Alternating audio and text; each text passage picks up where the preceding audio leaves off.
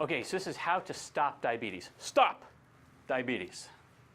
Hey guys, Dr. Huntington here, and today I'm going to talk to you about how it is that so many people are either diabetic or on their way to having blood sugar problems. This is important to me because I want to stop this. I mean, it's completely unnecessary. How many people struggle with blood sugar issues? It doesn't have to happen to them, and it doesn't have to happen to you. So how is it possible that so many people are having trouble controlling their blood sugar? I mean, it's not like there's a lack of information out there about diabetes.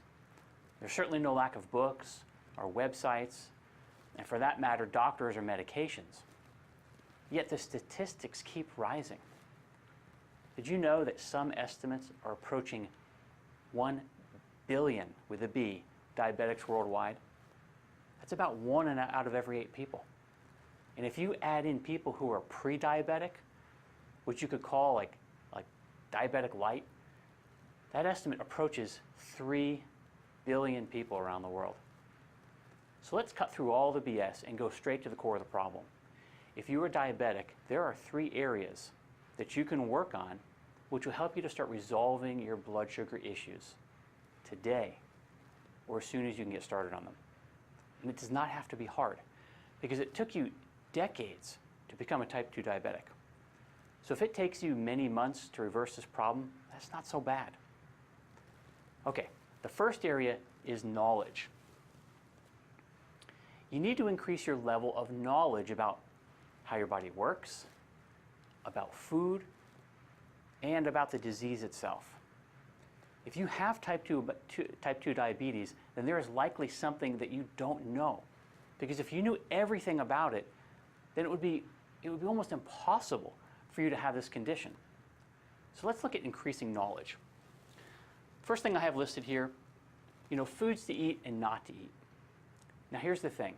No matter where you are in terms of your knowledge about foods, there's definitely an opportunity for you to improve in this area because there's nobody in the whole world who knows everything about all the foods and how they relate to diabetes. So this is an area that you can increase your knowledge right away. The second one I have listed is what time of day is best to eat. Most people don't even think about that. But when you eat, definitely makes a difference with your blood sugar and your insulin. How many times a day should you eat?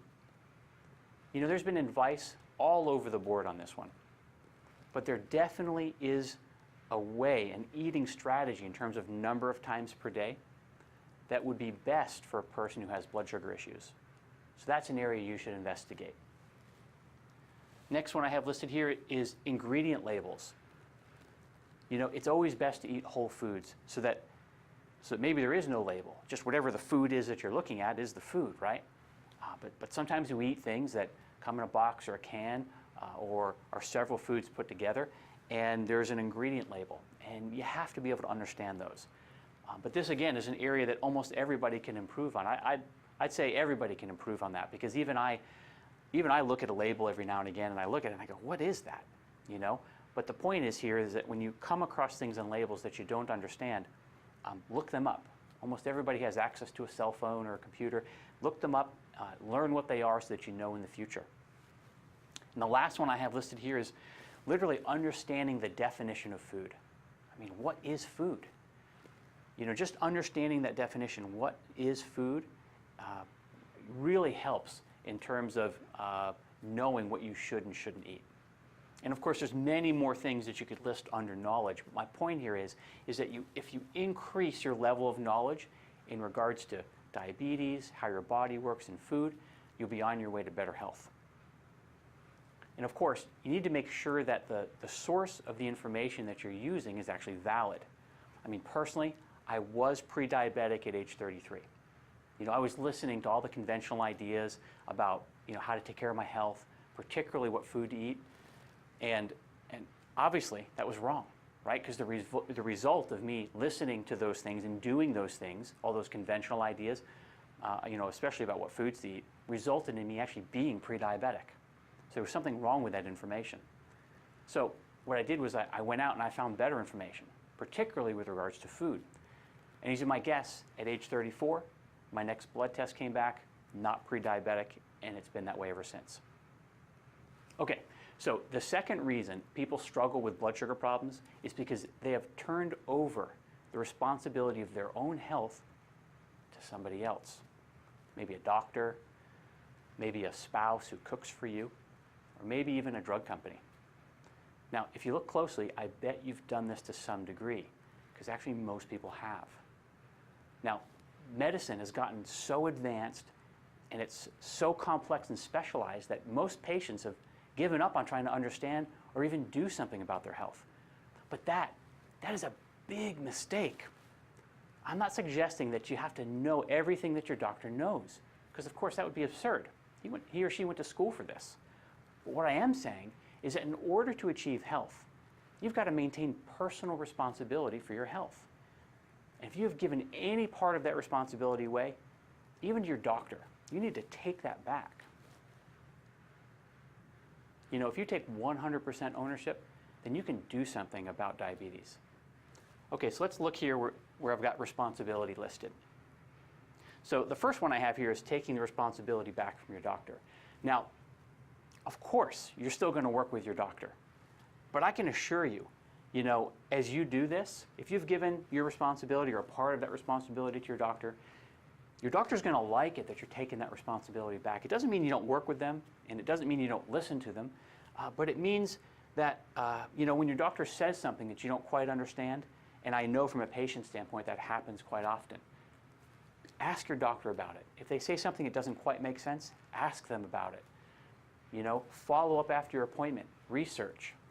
You know, ask them what foods to eat. If they don't know, you know, find it out from another resource. Find out about the medication you're taking. Ask them how it is that they can help you become non-diabetic. Those are all the ways that you can take responsibility and take it back from your doctor. The second one I have listed here is assuming responsibility for the condition. Now, I'm not talking about blame here. All I'm simply saying is, you know, if you look at whatever condition you have, whether it's diabetes or something else, and you say, okay, well, obviously something I did, or some decision I made, or something had happened in my life that I had something to do with, well, that's at least partly the reason I'm in the situation I'm in now. And if you do that, well, then you give yourself a chance to actually do something about it, right? Because sometimes, and it's easy to do this, we've all done it, you know, something happens to us, particularly illness or disease, and we can easily feel a little bit like a victim. You know, like it came from the outside and it took away our ability to, you know, do the things we like to do, or, you know, feel good. And it's easy to feel a little bit of like a victim. It's understandable.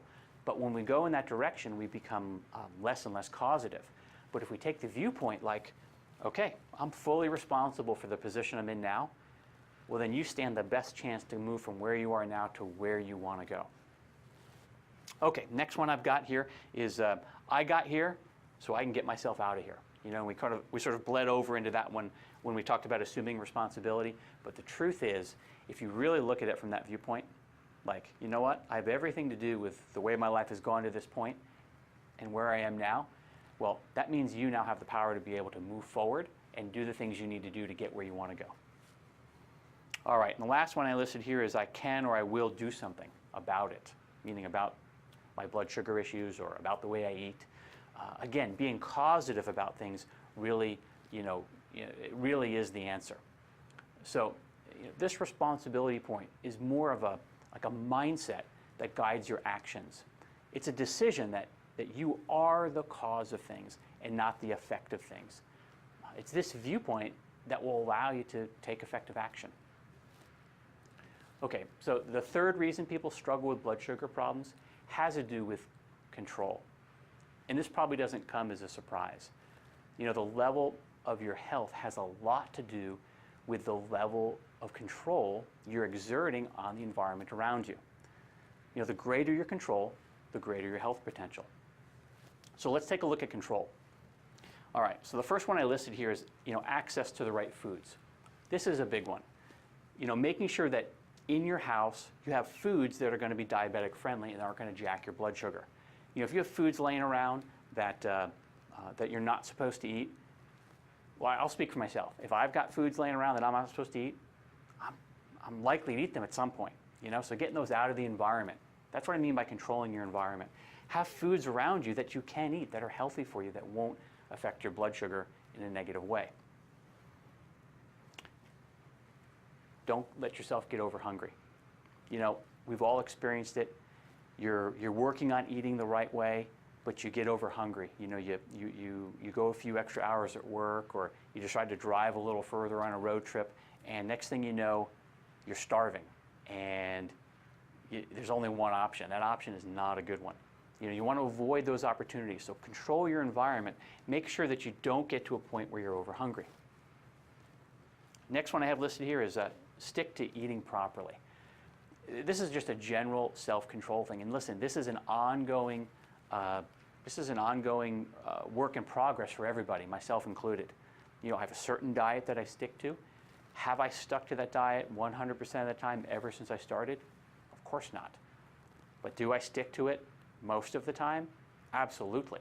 And as I've continued to work on this point, I stick to this diet more and more and more, and it becomes easier and easier. Not only because the mindset and the habits, but also because I mean, it seems like my taste buds have changed. You know, I tend to like the healthier foods the way they taste more so when I first started to switch over from a lot of the sweet foods I wasn't supposed to be eating. All right, controlling your environment in restaurants. You know, when you have specific foods that you want to eat and other foods that you want to avoid, one of the things you have to be able to do is, of course, choose restaurants that are going to have food that you can eat. But also, once you go to the restaurant, you're going to need to direct the wait staff, you know, regarding what you can and can't have on your dish. I make a lot of changes to the food, the way they're prepared on the menu. I probably drive the waitresses and waiters absolutely nuts. In fact, some of them come over, and if they're really good, they just ask for everybody's order without pen and paper. They never get through my order without pen and paper. They usually stop me halfway through, they pull it out, a little bit annoyed that they weren't able to get it all, and they start writing it down. You know, but I make sure they get it. And if the food comes out not prepared the way I need it, you know, very nicely send it back, right? Because I've got to be able to control that in order for me to have have the food I need and eat the way I need to eat. Okay, the last one here I've got under control is just say no to sugar. Obviously, blood sugar problems stem mainly because we have too much sugar in our diet. And sugar can taste pretty good, but you got to say no to sugar. You know, sugar's a big one. So with regard to the different places in your diet where sugar is creeping in, I cover that in other videos. Okay, so how can any person start the process of digging themselves out of the hole called diabetes? It's by increasing three things: increasing their knowledge, taking back all the responsibility that they may have delegated out to others, and increasing the control on the environment. Now wait, before you go into apathy, because maybe you have a lot to handle here, just do whatever at whatever pace works for you. Whether it's implementing one thing over a point of a few minutes or a few days or a few weeks, whatever it is, you get one point in and then do it again. In other words, go back and get another point in. Get that done. Then you pick another area and you improve it. And you continue to work on it, you know, piece by piece. So, pick a point out of knowledge, pick a control point, pick a responsibility point, go back and pick two more control points, and you make your way that way. As soon as you do that, you are on the road to better health. And if you stick to it, you keep improving those areas, I think you'll find that controlling your blood sugar is not only possible, it can be pretty easy. And I'd like to see you get there. So pick one of those areas today and make it a better day.